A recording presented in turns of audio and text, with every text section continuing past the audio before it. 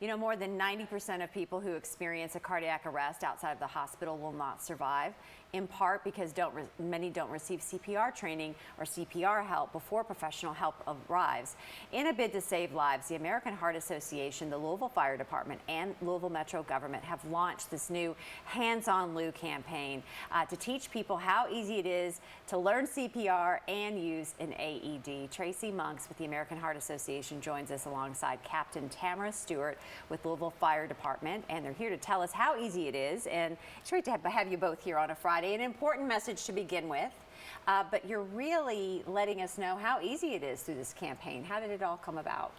Well, when we talk about it, you said it, 90% of out-of-hospital cardiac arrest. That's, oh my God. And if you can do this, you can double and even triple the chance of somebody surviving. So it truly is a life-saving event. And we really want to meet people where they are. So where do we have? We have fire departments all everywhere across our lovely city. So I'll let Tamara talk about where you can come in. Sure. So one thing to remember with right now, our Louisville Fire Department is we're the ones that are facilitating this. We have 21 firehouses around the metro, the urban area. So just remember that if you're out in Fern Creek or J-Town and you stop by one of their firehouses, they may not know exactly what you're talking about, but I'm sure they can point you in the direction. So just remember it's our 21 urban firehouses. Okay. We ask between the hours of 11 a.m. and 8 p.m. because we're still on duty. We're not coming out of service. You're all doing a lot of stuff too. So you know, we do morning checks and we go to Kroger to buy our ingredients because we're going to cook our meals together at the firehouse. So just, you know, between 11 a.m., 8 p.m., you can stop by any Louisville Fire Department, and one of the firefighters there it takes about 5 minutes to just show you some things, where to place your hands, the rate and depth of the compression, to answer any questions. So, and just to remember, this is not an official CPR certification, but just rather showing you the skills, because really you have the difference to change somebody's life. If you're standing in the line at the grocery store and somebody collapses next to you, you can provide those important compressions, get 911 started, and provide those compressions that can, like Tracy said, be the difference between someone surviving this event or not. It takes away the intimidation factor, I think, when you see how quick and easy it is to do something before paramedics arrive. And I'm sure we've had you all on before just talk about the pop-up clinics that you've had all around the city. How did it come together for you all to realize, oh wow, we've had this amazing resource right here that anybody can go visit? Yeah, so we have a campaign nationally from the American Heart Association, and it's a Nation of Lifesaver. We want one person in every household trained, because like you said, 90% don't survive, but 80% of cardiac arrests happen in your own home. So it's really important that these life-saving skills is probably going to save somebody you love and care about. So what better than our heroes that we could team up with, because they're so skilled in it, and all the firefighters are that way. So it seemed like a great natural fit that we come together and that we can actually spread out throughout our community. All right, Captain Stewart, I'll let you show us how easy it is. So if we stop in between those hours, what essentially do you begin with, and what can we learn in that time? So I'll just go ahead and say it, because our firefighters, we are still on duty. So if that alarm goes off, we want to be great hosts and hostesses, but we might have to ask you to step out, because we've got to go to that emergency.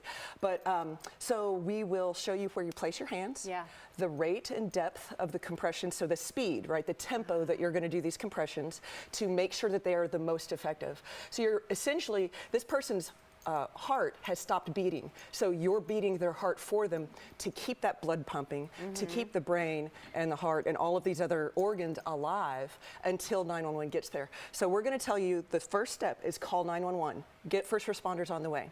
Second, you want to check for responsiveness, because this, you know, the person might just be unconscious. They're still breathing, they're still alive. So we don't want to start pumping on their chest if they have a pulse.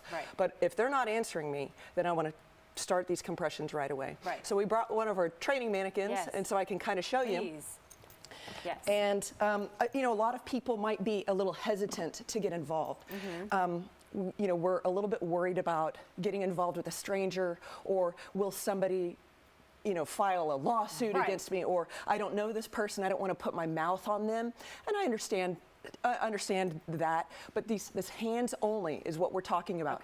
The compressions are going to be what helps keep this person alive. The breaths aren't as important as the compressions. Gotcha. We'll say that. Okay. So you have enough oxygenated blood in your system to last for about 8 to 10 minutes. So it's keeping those major organs Perfect. alive until our first responders. Yes. Okay. So what we'll show you is where to place your hands. So we're right in the middle of the sternum, about in line in between the nipples. And I want to be perpendicular to the patient. I want to be at the side, one side or the other. And I'll take the heel of my palm and place it right in the center of their chest.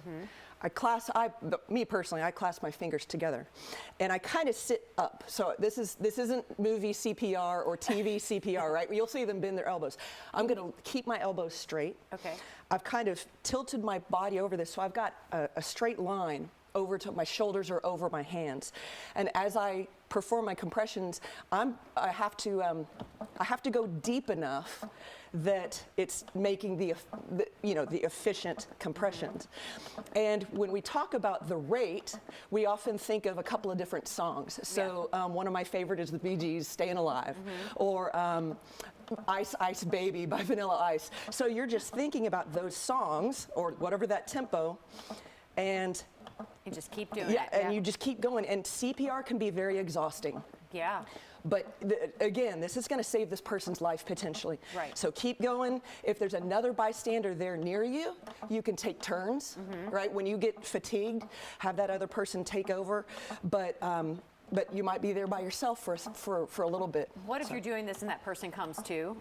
If then yes. So, so that's one of the things. If they do start moving, or if they start responding, if they reach out for you. Yeah. But so But keep them there. Stay down. Yeah, stay with that Yeah. person, and until the first responders get there. So I'm telling you, I'm asking all these questions because you just don't know when you're in that situation, and you think, what was I told?